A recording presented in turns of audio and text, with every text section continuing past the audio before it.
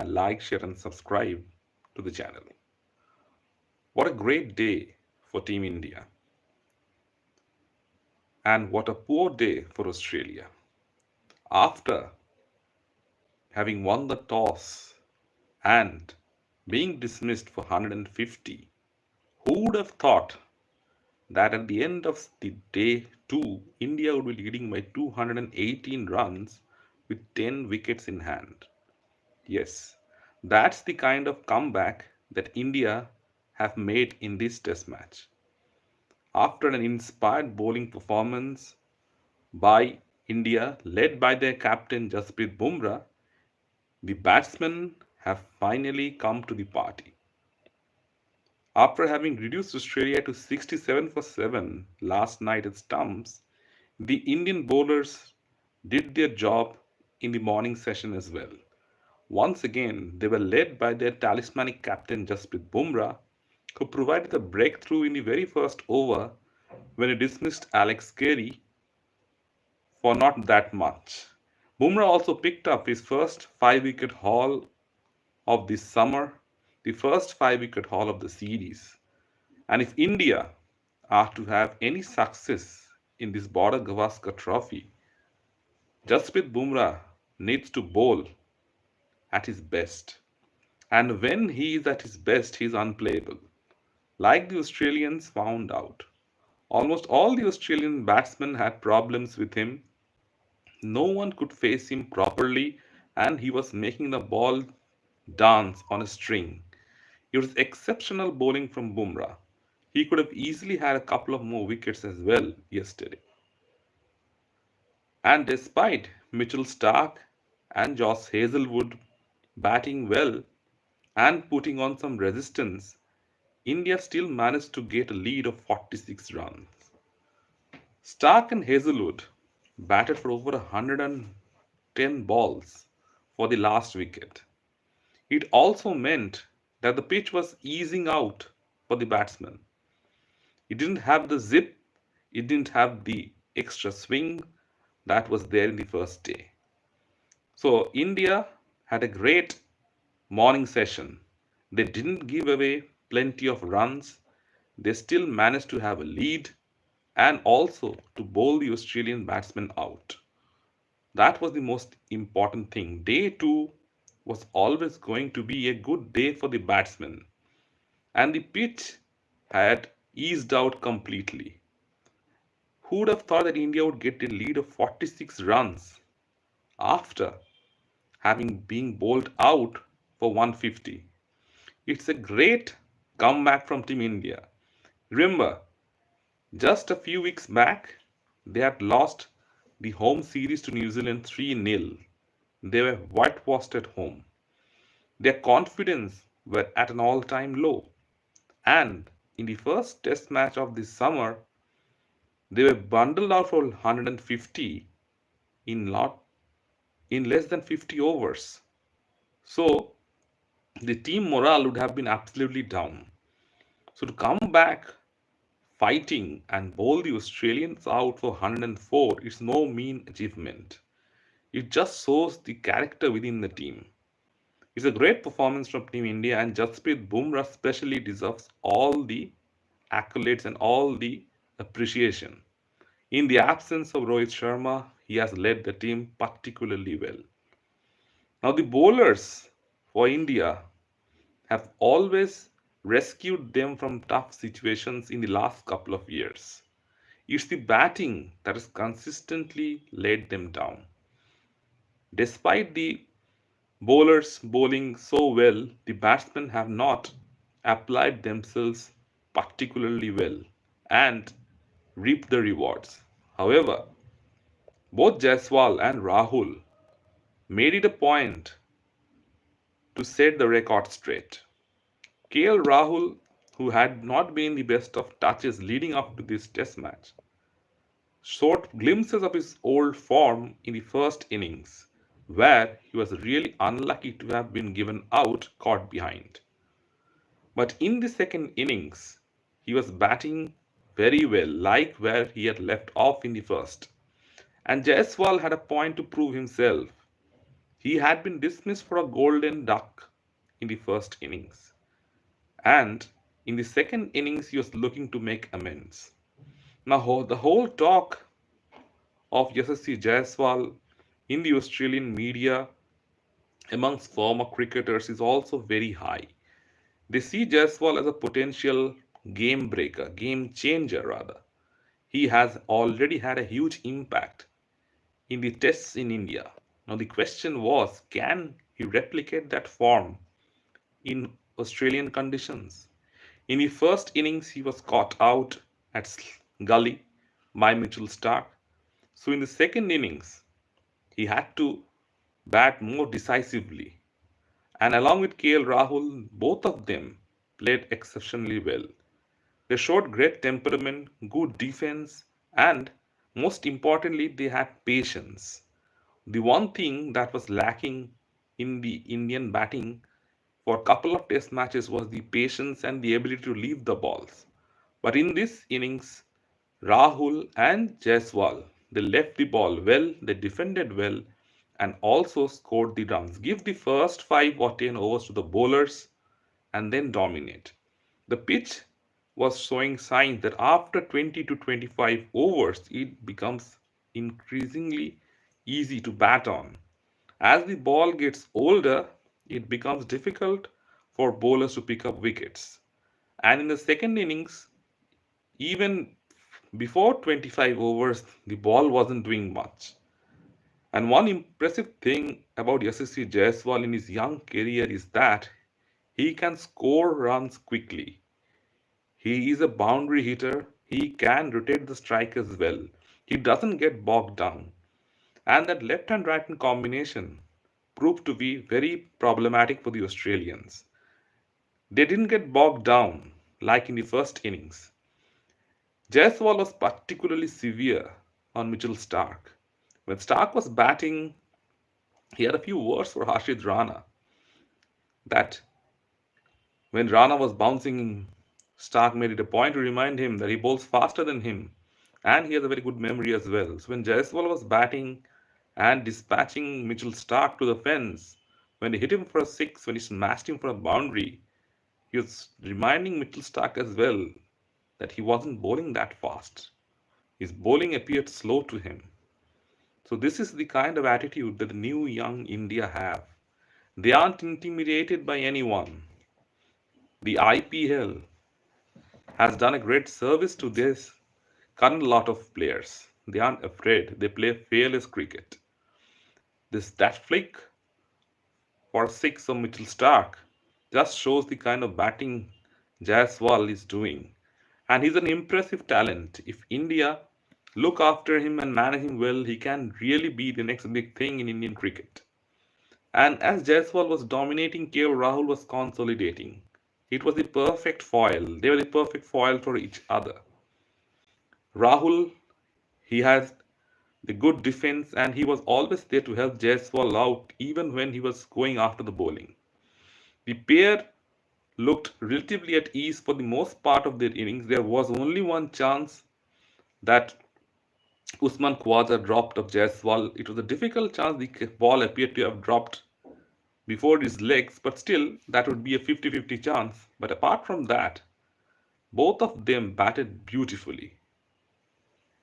And after surviving the initial barrage of good bowling from Hazelwood, Stark, and Cummins, they dug in deep. It was time for them to score runs. And at the end of the day's play, the pair were unbeaten on 172. 172 runs for the opening wicket. It doesn't happen often in Australia. It is the second best opening partnership for India in Australia ever. The last one was in 1986 by Sunil Gavaskar. So you can imagine how long it had taken for an Indian pair to have such a good opening partnership in Australia. It doesn't happen because the Australians usually have such good bowling attacks. So the Australians didn't bowl poorly, the Indians batted exceptionally. And they had the Australians rattled as well. It doesn't happen normally that Australia lose all three sessions in a day. They lost the session prior to lunch, they lost the session prior to tea, and they lost the last session as well.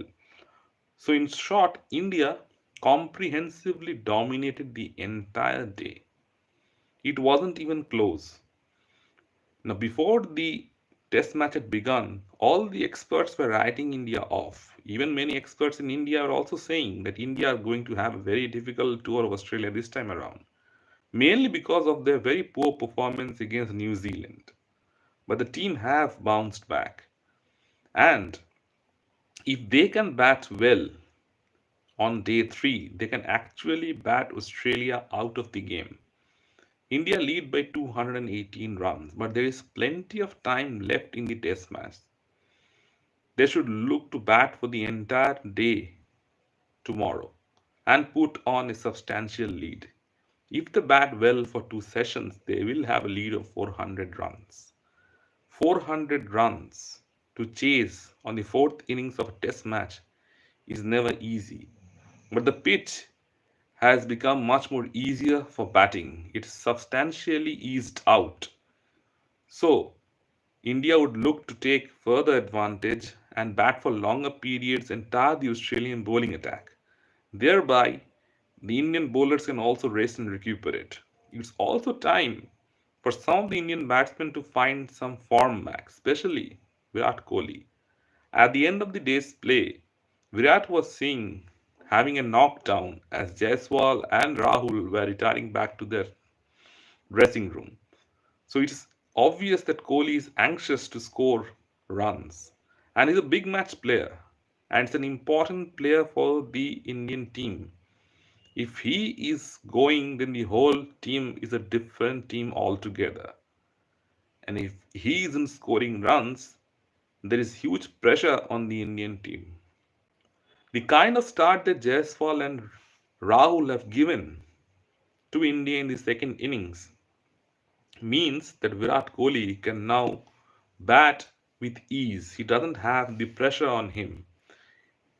India are already 218 runs ahead. So he can score freely. He can bat with ease.